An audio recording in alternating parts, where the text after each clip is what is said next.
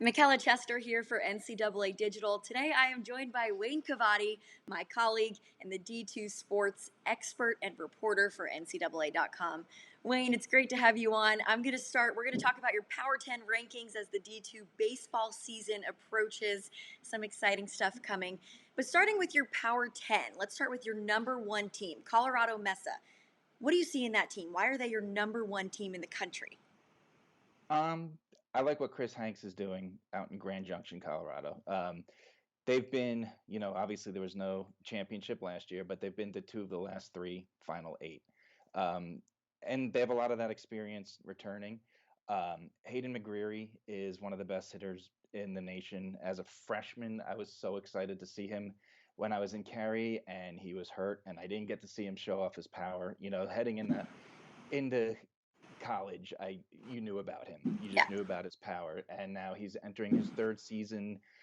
He was hitting over 400 with 20 extra base hits and 30 RBIs in 18 games last year when plays stopped. I mean, we're talking a real Player of the Year candidate. And then you, like I said, you have a lot of that experience along with him from the last 2019 Final Eight in Cary. Spencer Brownwell, I really like, and then on the bump you got Trevin Reynolds, who's a legitimate ace, but it's not about him. I mean, you know what you're going to get out of him. It's about the other arms. And I think this is the year. There's a bunch of names in the Colorado Mesa rotation that people have been waiting for to have that breakout year and reach their potential. And Andrew Morris is one of those players. And if he reaches the potential we heard about his freshman year, now that he's experienced along with Reynolds, I mean, this team is going to be tough to beat. Looking at the rest of your top five, I saw that you mentioned that all of these teams were so close in talent levels. They were It's crazy. practically interchangeable. Can we go through that top five and you can kind of take me through Absolutely. why you ranked them in the spot that you did and what you're looking forward to seeing in those teams this year? Yeah, I mean, the one thing that all five had in common, like you said, and I just think Angelo State could be number one as easily that they're number two. They have a ton of returners, and you have to weigh that heavily with the odd circumstances of the 2021 season that's coming. The people that know how to adapt are going to be the ones that excel. So I have Angelo State at number two. Primary reason is Josh Elver. If this guy, he puts up numbers that are hard to replicate in MLB The Show, the video game. He had a 1.5 OPS in 2019, and he had a 1.634 OPS last year when play stopped. I mean, the numbers he puts up are ridiculous. But they have many more weapons than that. But he's a top reason. Then their ace Trent Baker. I think he's one of the best first, top of the rotation guys in D2. You could throw away his ERA because in the Lone Star Conference, he had a 3.13 ERA. It's not the end of the world. Um, but he's a big strikeout guy. He has a mid 90s fastball, great secondary stuff, and plus command. And you combine that with Josh Oliver and that offense, and I mean, they're a team to beat, you know. Moving on to Central Missouri, we kind of got to see what they were capable of this weekend. They were in the Houston Invitational, amongst the first five teams to play college baseball in so long. It was so great to see that. Of course. But yeah, they got some real superstars in Eric Webb, who hit a home run on the first pitch that he faced. And he could put up Player of the Year type numbers over four. He's got contact skills, power skills, speed, and he's a great fielder, And then they have a lot of experience on the bump. Mason Green, a bunch of guys that could get it done. And what we saw in Houston was that they were trailing by at least two runs in all three games, and that they won, and they won all three of those games. They did drop one game, but I mean, it's baseball. Baseball's not a game where you go undefeated for very long. There's a lot of competitive nature in it. North Greenville's in the mix for number one. We're talking about another stacked lineup. Brady West was just getting started last year, and I'm excited to see what he could do. John Michael Fail, I'm hearing on him, he's one of the best catchers in the nation for D2 level. I'm hearing from multiple people that he's a top 5 round MLB draft kind of guy. So when you're at the D2 level and you're getting that kind of notice that early on in the draft, you got something special going on. And they got a stacked rotation and one of the best bullpens in a very, very tough region. So it's no walk in the park for them, but I think their experience gives them the edge. And then that brings you to number five, and it's Tampa, right? They're technically speaking, they're the reigning champs. They're the eight-time D2 baseball champions, right? You don't have a top five in D2 baseball and not mention Tampa. You got Nick Durr coming back. You got three other guys from the championship squad coming back, but that never really matters because Coach Urso, he gets the transfers, he finds the freshmen. Whatever happens, sometimes they start off and they're 8-15, and you're like, "What's going on?" It's just taking the time to mesh, and then they go on a 30-game run, and nobody wants to play them. And then you throw on top of it that they got EJ Combo from New York Tech, who made the surprise run back in 2019 to the championship, but they don't have a baseball program anymore. This guy was having one of the best freshman years in the country in 2019, and he just landed on one of the best teams in in the country. It's the perfect landing spot for him, and I think he makes them that much better. So that's my top five.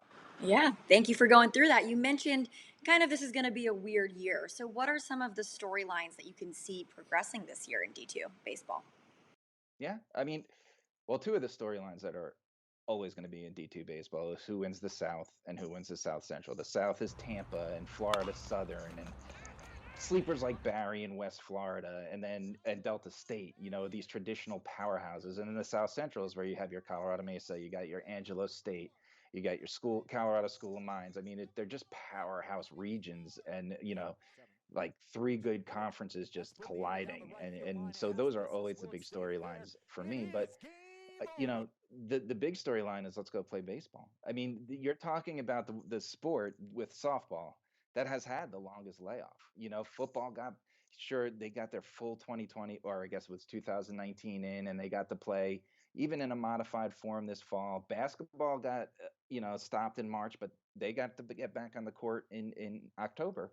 Baseball, it's been a year, so they have, the MLB draft was cut down to only 5 rounds, so you have a ton of returning talent, and some of the names I told you in those stats I told you, these are superstars that would have definitely gone in the later rounds of a normal MLB draft. So I think the main storyline is just getting out there and seeing what happens next, because we have a defending champion. We have a whole bunch of stuff we need to see resolved from last year, and I, for one, am excited. I can tell you that. Me too, and I love that storyline. Let's go play some baseball and Yeah, let's do that indeed. You mentioned a lot of those top players. Who are the player of the year candidates in your mind?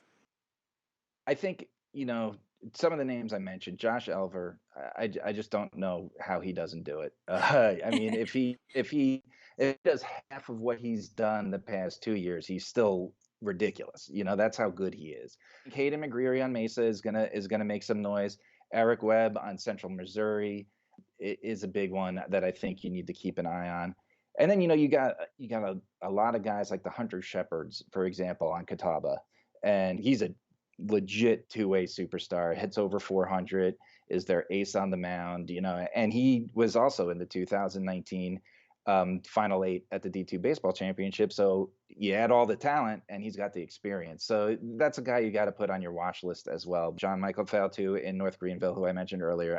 There's always gonna be a ton. I mean, I think those are the prime focus of your player of the year candidate. But like I said, there's so much returning talent that anything can happen, and someone gets hot and a year older, a year wiser, you're going to have a good mix at the end of the season to choose from.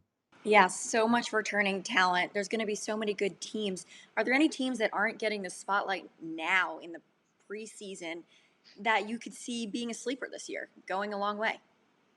So I have them ranked at number 11. So I don't know how much of a sleeper that is, but when you look at, they're a top 25 team in all the other polls. So they're definitely getting the recognition. But I think Azusa Pacific, they have a lot of returners. They really didn't lose anybody.